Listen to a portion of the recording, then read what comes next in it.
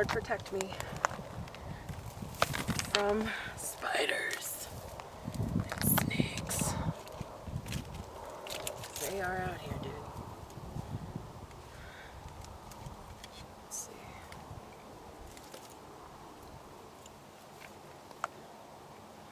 I am sweating quite profusely.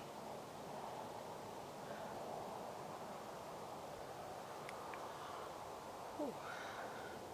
It's okay though, right? Look at this.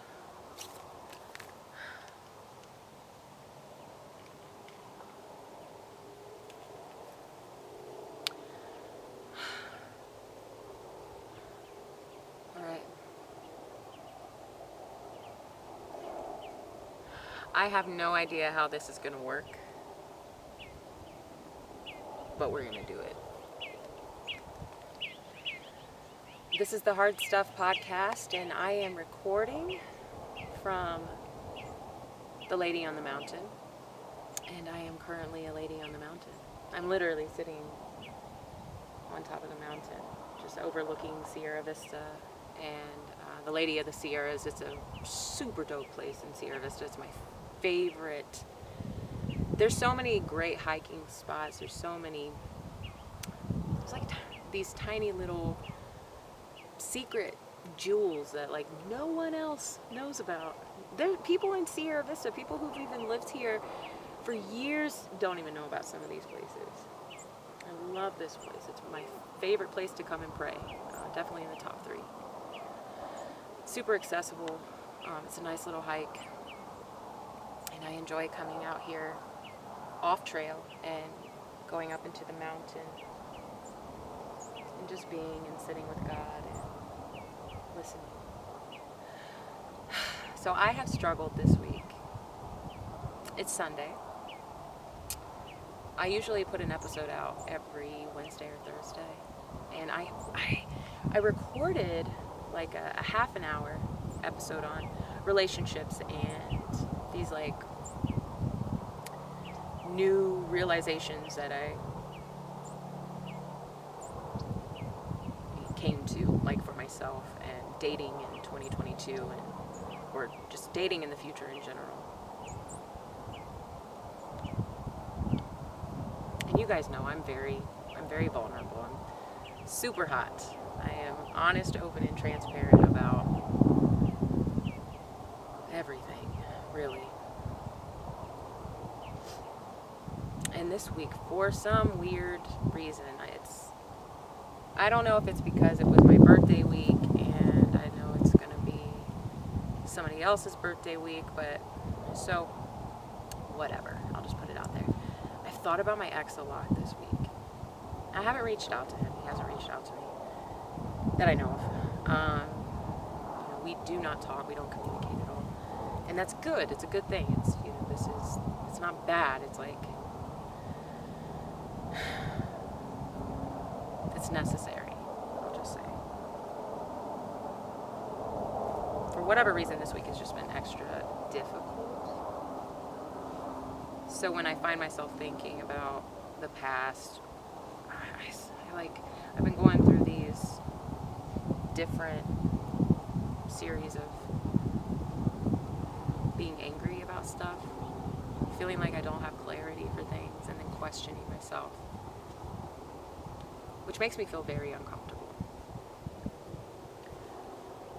And the way that I combat that is by praying or talking about it with friends, but a lot of prayer.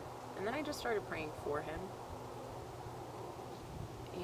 I've decided to take all the good and bad from that whole relationship and choose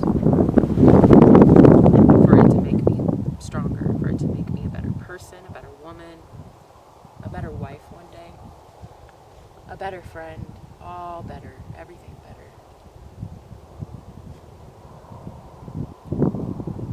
And so I want to think, how can I do that? How can I be better? How can I approach dating differently and more confidently, stronger, and now, going forward, but just for just for, I don't know the word, promotional sake, I guess, for 2022. Just for theatrical value, for dramatic effect. 2022. How can I approach dating in 2022 very differently?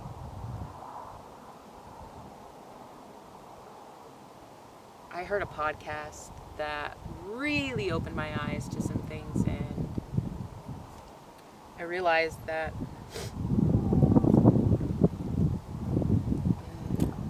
one thing that I was doing, that I've always done, is made myself like super available for a person that I just really care about, and there's nothing wrong with that.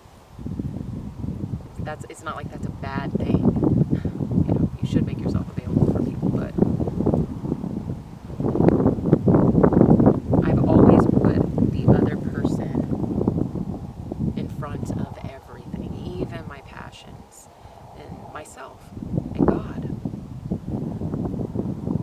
So one thing that I will not be doing in 2022 is making myself completely readily available for a person. And I think that, I believe that when we do that, is women who are dating, dating someone new, we don't really leave anything. We're not leaving anything, I guess, like for the chase, or, the mystery. Like, we make ourselves look easy. Let me just speak for myself. That's how I feel. I feel like it's made me look very easy.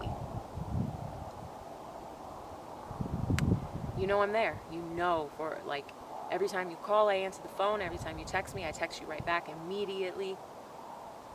No matter what I'm doing, I drop whatever I'm doing. If I'm spending time with friends, family, or just like self-time, I drop everything I'm doing. Like, you will know that you have me in your back pocket, and I think it kind of makes me lose value. The value's there. I know it's there. I'm not saying I'm not valuable, but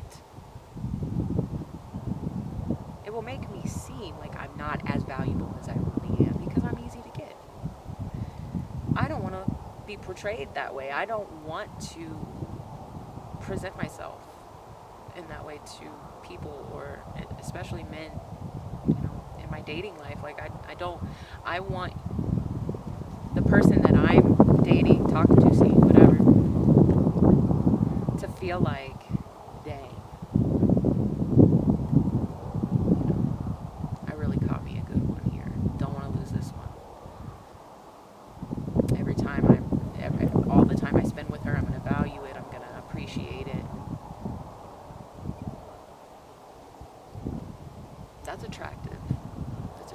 I find it attractive when the other person is, the same way. If we, are reciprocating the same behavior.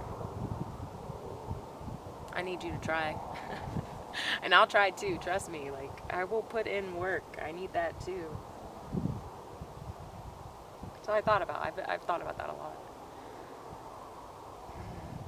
And I haven't like purposely tried to find these podcasts or anything. They've just been popping up. And they've been quite deceiving. It'll be like something, I think it's something totally different, and then it's like relationships. And I'm like, what the crap? Okay. What are you trying to tell me, God? I took a step back from doing my daily devotional. I have done a daily devotional every day. I've posted one on my YouTube page every single day since September. Yeah, like towards the end of September. And I've taken quite a few days off of it. I actually left my book in my sponsor's car for a few days by accident. And I just took that as a sign, like, to be still. I really needed that.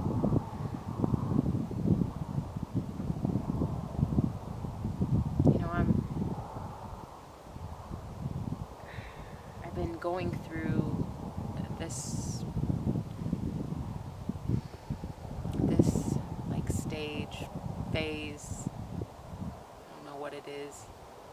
I've been in this weird place of like, hello bee, please don't sting me. Of like, excuse me sir, can you please stop buzzing in my face? We are not going to edit this. I've been in my head and thinking a lot about purpose.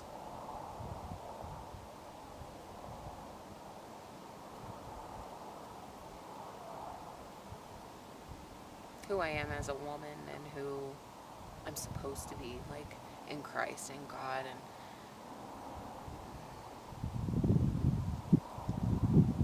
I have these big dreams, these goals. And a lot of times I feel like I'm not doing enough.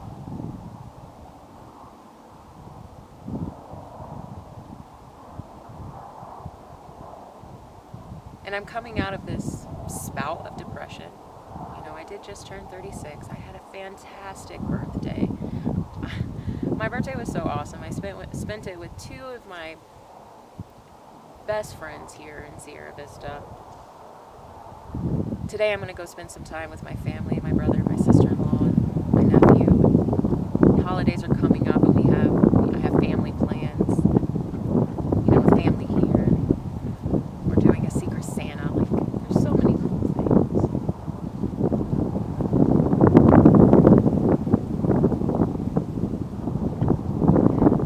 But feeling very unsatisfied.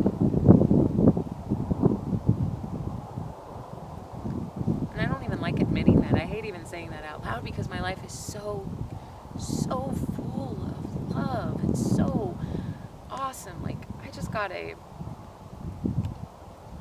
second job at my church. I'm the communications strategist for my church now.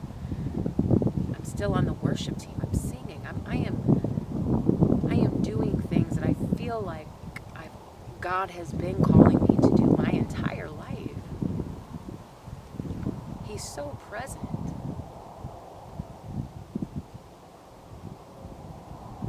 So why do I feel like something's missing? Why do I feel sad? And I think sometimes it's because I wish I was sharing this with someone. And if I'm being totally honest, I find myself wandering in the back of my mind to this place of, I wish I was sharing it with this person. I wish this person knew this part of me. And having to work through letting it go sucks. And then realizing, like, okay, letting it go, this is what I have to do, this is the process, and doing it. But it doesn't mean that it's not painful, and it doesn't mean that I'm not exhausted at the end of it.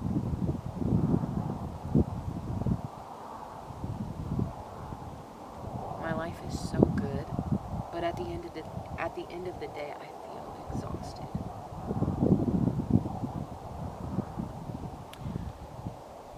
Yesterday, I went for a run, more like a walk fast, run sometimes, for like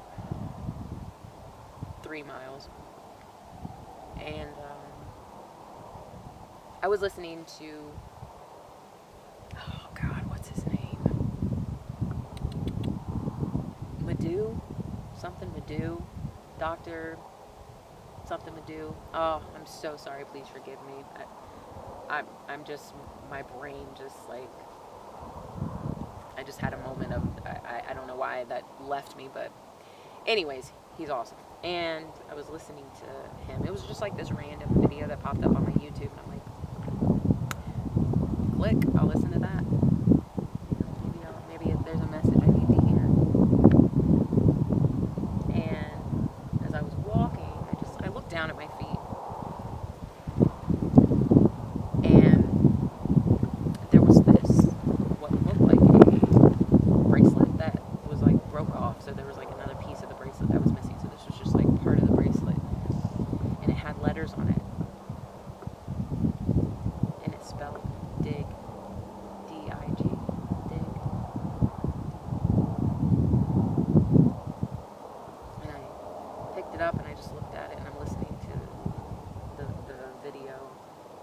video, and I was like, dig. Keep digging.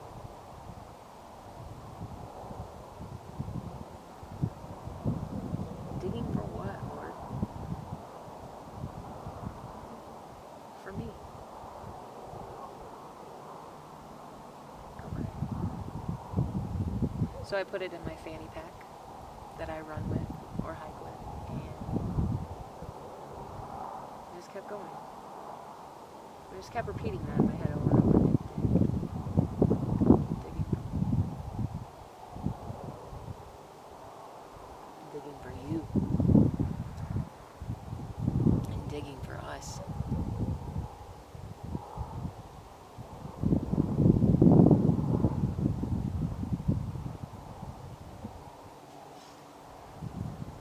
That message was pretty powerful. It was talking about the Bible, and he was talking about one of the greatest lessons that he ever learned, and how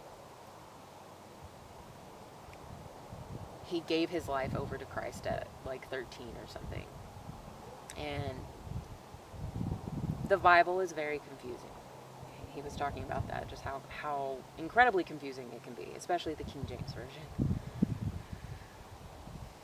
And it's true. It is crazy confusing. I don't think we're supposed to understand all of it, but we try to. But he said something that stuck with me, and he said the one thing that the Bible teaches us is that nothing is impossible. And that's so true. The Bible is full of unbelievable stories. Stories that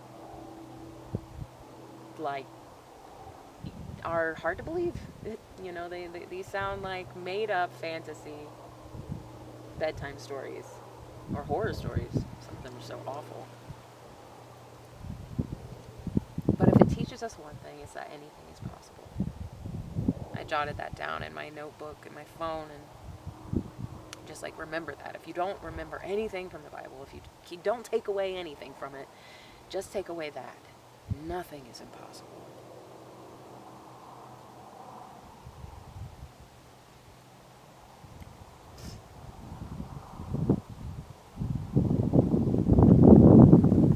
Yeah, I don't really have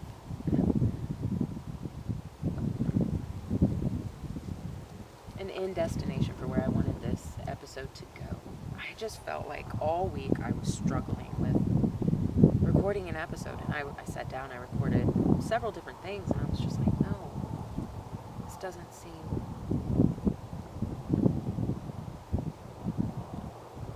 genuine. It seems forced. And here's where I'm at today.